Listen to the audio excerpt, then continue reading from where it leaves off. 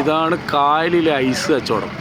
അപ്പോൾ നമ്മൾ എന്തായാലും ആ കായലിലെ ഐസ് വാങ്ങിച്ച് കഴിക്കുന്ന പരിപാടിയിലാണ് ഉള്ളത്.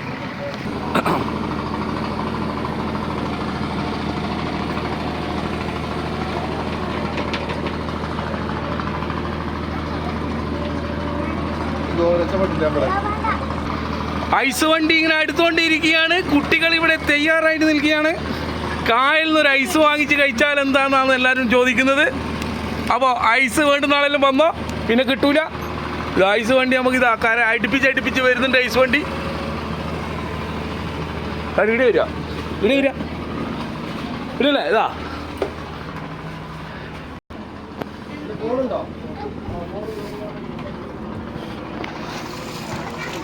അറേ എന്താ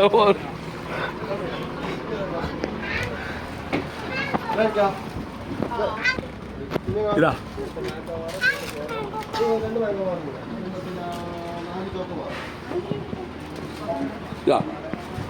ചോക്കോബാർ കായലിൻ്റെ എന്നാ പറയണ്ട, കായലിൽ നടുക്കുന്നത് തന്നെ ചോക്കോബാർ വാങ്ങിച്ച് കഴിക്കുകയാണ്. ചക്കനെ നാണം കണ്ട ഇതാണ്ടാ.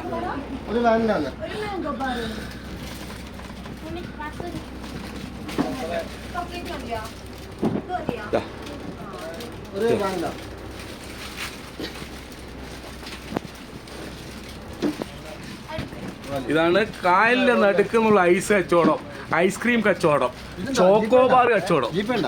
ക്യാഷ് ഉണ്ടാവും.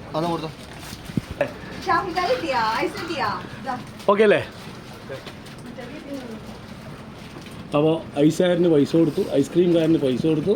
അപ്പോൾ ആലപ്പുഴ വന്നു കഴിഞ്ഞാൽ നിങ്ങൾക്ക് കായലിൻ്റെ നടുക്ക് ഇവർ ഐസ്ക്രീം കൊണ്ടുത്തരുമെന്നാണ് പറഞ്ഞു വരുന്നത്. വേറൊന്നുമില്ല, പൈസ എല്ലാം കൊടുത്തില്ല. ഓക്കെ അല്ലേ?